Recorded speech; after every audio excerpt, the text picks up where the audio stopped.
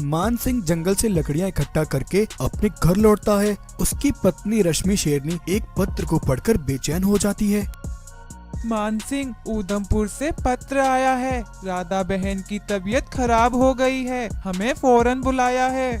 रश्मि, राधा तो गर्भवती थी, हो सकता है उसे बच्चा होने वाला हो। मुझे अभी निकलना होगा। रुको, मैं भी तुम्हारे साथ चलती हूँ। नहीं रश्मि, तुम भी इस समय पेट से हो, तुम्हारा मेरे साथ चलना ठीक नहीं होगा। नहीं मान सिंह, उन्होंने सुख दुख में हमारा बहुत साथ दिया है।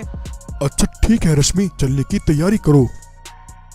अगले दिन मान सिंह रश्मि को लेकर अपने दोस्त वीरभान के घर पहुंचता है। वहां पहुंचने पर उन्हें एक बुरी खबर सुनने को मिली। अपनी 2 जुड़वा संतान को जन्म देने के बाद वीरभान की पत्नी राधा की मृत्यु हो गई। रश्मि और मान सिंह ये देख बहुत दुखी होते हैं। तभी अचानक रश्मि को प्रसव पीड़ा शुरू हो जाती है। मान सिंह रश्मि को लेकर अस्पताल के लिए निकलता है, लेकिन रास्ते में जाते हुए गाड़ी का पहिया एक पत्थर के नीचे आ जाने से रश्मि नीचे गिर जाती है। उसके शरीर से खून बहने लगता है। मान सिंह जैसे तैसे रश्मि को गाड़ी में रखकर अस्पताल पहुंचता है। अस्पताल में डॉक्टर से मान सिंह को ऐसी खबर सुनने को मिली जिसे सुनकर मान सिंह टूट गया। मान सिंह, तुम्हारी पत्नी बिल्कुल ठीक है, लेकिन हमें माफ करना, हम तुम्हारे बच्चे को नहीं बचा सके और मुझे अफसोस के साथ कहना पड़ रहा है कि तुम्हारी पत्नी अब कभी मां नहीं बन सकती। ये सुनकर मान सिंह बहुत हताश और निराश हो गया। डॉक्टर साहब, अगर रश्मि को ये बात पता लगी तो वो ये सदमा बर्दाश्त नहीं कर पाएगी और अपनी जान दे देगी। तभी इतने में वीरभान अपने दोनों बेटों को लेकर वहां आता है। और जान देने की बात मत करो मेरे दोस्त मान सिंह, राधा इन जुड़वा बच्चों को जन्म देकर तो चली गई। लगता है भगवान ने उसे जुड़वा बच्चे इसलिए दिए कि उनमें से एक की तकदीर तुम्हारे हाथों में लिखी है। मान सिंह, मेरे जुड़वा बच्चों में से एक बेटा तुम रख लो, एक तुम्हारे घर का चिराग बने और एक मेरे अंधेरे घर को रोशन कर सके। लेकिन वीरभान, ऐसा कैसे हो सकता है? मान सिंह, अगर आज मेरी पत्नी राधा जिंदा होती तो वो भी यही करती। तब वीरभान अपने एक बेटे को मान सिंह को देता है। मान सिंह, ध्यान रखना, ये राज राज ही रहे। हमारे बच्चों को कभी इसके बारे में पता नहीं चलना चाहिए। मान सिंह उस बच्चे को रश्मि के पास रख देता है। जब रश्मि को होश आता है तब रश्मि अपने बेटे को देखकर बहुत खुश होती है। अब धीरे धीरे समय अपनी रफ्तार पकड़ता है। मान सिंह का बेटा, जिसका नाम रघु था, वो अब 10 वर्ष का हो गया था। एक दिन मान सिंह को एक पत्र मिलता है। पत्र पढ़कर मान सिंह फौरन भागता हुआ जंगल के महाराज ठाकुर के पास गया। मान सिंह, मैंने तुम्हें यहाँ एक खास काम के लिए बुलाया है। तुम्हें इस बक्से को पास वाले जंगल में मेरे एक खास आदमी तक पहुँचाना है। तुम एक बहादुर सिपाही हो और तुम ही ये काम कर सकती हो, ऐसी मुझे उम्मीद है। तुम अपने बीवी बच्चों की चिंता मत करना, मैं उनका ख्याल रखूंगा। ठाकुर के आदेश पर मान सिंह उस संदूक को लेकर उस पते पर निकलता है। तभी बीच नदी में कुछ लुटेरे बाघ मानव आकर मान सिंह का रास्ता रोक लेते हैं और उस पर हमला करके मान सिंह को वहीं जान से मार डालते हैं और वो संदूक लेकर वहां से भाग जाते हैं। जब रश्मि और रघु को मान सिंह की मौत की खबर मिलती है तब वो दोनों बहुत टूट जाते हैं। नहीं, ऐसा नहीं हो सकता। रघु के पिता, आप हमें छोड़कर कहाँ चले गए? दूसरी तरफ एक बाघ मानव भागता हुआ वीरभान के पास पहुंचा। वीरभान, सरदार ने तुम्हें फौरन बुलाया है, उन्हें तुमसे एक बहुत जरूरी काम है, इसी समय मेरे साथ चलो। वीरभान फौरन सिपाही के साथ चल देता है। वीरभान को उन बाघ मानवों के सरदार रणधीर बाघ ने बुलाया था। वीरभान रणधीर के यहाँ काम किया करता था। आओ वीरभान आओ, मुझे तुमसे एक बहुत जरूरी काम है। वीरभान, गोरखपुर जंगल के जानवरों की पूरे साल भर की मेहनत का इकट्ठा हुआ 1 करोड़ का सोना शहर के रिजर्व बैंक में ले जाने की जिम्मेदारी मैं तुम्हें सौंपता हूँ।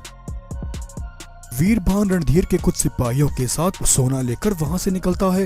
रास्ते में वीरभान को रणधीर का सिपाही शमशेर मिलता है।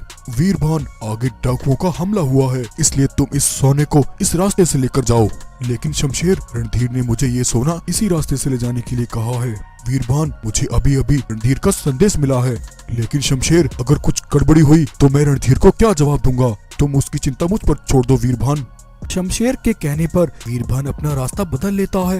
हा हा हा हा हा हा, मेरा काम पूरा हुआ। शमशेर ने वीरभान को जो रास्ता बताया था वो रास्ता आगे जाकर पत्थर और पेड़ों से बंद था। बंद रास्ता देख वीरभान वहीं रुक जाता है। ये क्या? ये रास्ता तो बंद है।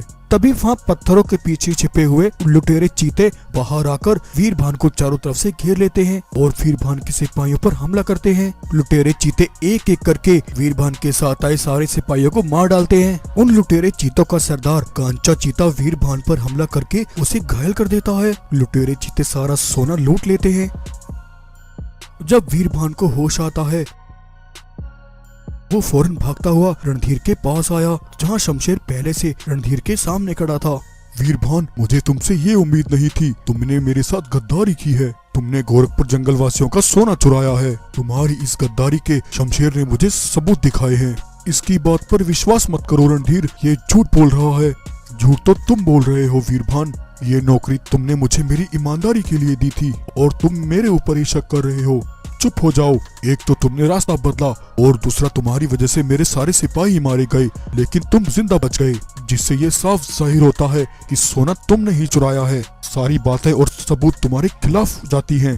तुम्हें इसी समय नौकरी से निकाला जाता है। रणधीर वीरभान की एक नहीं सुनता और वीरभान को नौकरी से निकाल देता है। वीरभान निराश होकर वहाँ से चला जाता है। हा हा हा हा हा हा हा। रणधीर, इस पर इल्जाम लगाकर इसे तो हमने ठिकाने लगा दिया है। अब हम कांचा को सोना लेकर शहर भेज सकते हैं। शमशेर, तुम कांचा के साथ सोना लेकर शहर जाओ और उससे अपना हिस्सा ले लो। मुझे उस कांचा पर बिल्कुल भरोसा नहीं है। उधर कांचा चीता सोना लेकर एक गुफा तक पहुंचता है और वहां जाकर सारा सोना उस गुफा के अंदर छिपा देता है। सिपाहियों, जब तक मैं शहर जाकर सोने का सौदा करके वापस नहीं आ जाता, तब तक तुम सब यही रहकर इसकी रखवाली करना। कांचा की ये सारी बातें झाड़ियों के पीछे छिपी एक भैंस सुन लेती है। भैंस फौरन वीरभान के पास जाकर उसे सब बताती है। वीरभान अपनी गुफा में जाता है। उसका बेटा शिवा सोया हुआ था। वीरभान एक पत्र पर सोने की चोरी में शामिल गुनहगारों के नाम लिखकर अपने बेटे के पास उस पत्र को रख देता है और शहर जा रहे कांचा चीता को पकड़ने के लिए उसकी तरफ निकलता है। उधर दूसरी तरफ कांचा शमशेर से मिलता है। कांचा, तुम अकेले शहर नहीं जाओगे, मैं भी तुम्हारे साथ चलूंगा।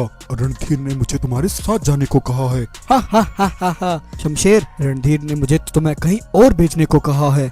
ये कहकर कांचा चीता शमशेर पर हमला करके उसे वहीं मार डालता है। कांचा शहर जाने के लिए एक मालगाड़ी में बैठ जाता है।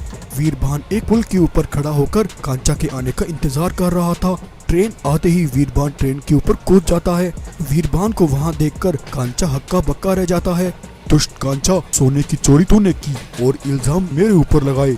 आज तुझे मुझसे कोई नहीं बचा सकता। मैं तुझे पकड़कर रणधीर के पास ले जाऊंगा और अपनी बेगुनाही साबित करूंगा। वीरभान और कांचा एक दूसरे पर हमला कर देते हैं। वहीं पीछे से एक और ट्रेन आ रही थी। ये देखकर कांचा चालाकी से वीरभान पर हमला करके उसे नीचे धक्का दे देता है और पीछे से आ रही गाड़ी से वीरभान की वहीं मृत्यु हो जाती है। उधर शिवा की जब आँख खुलती है, उसे अपने सामने एक पत्र मिलता है। शिवा उस पत्र को पढ़ता है। पत्र पढ़कर शिवा भागता हुआ रणधीर के पास पहुंचता है। शिवा जब अपने पिता वीरभान की लाश देखता है तो उसके पैरों तले जमीन खिसक जाती है।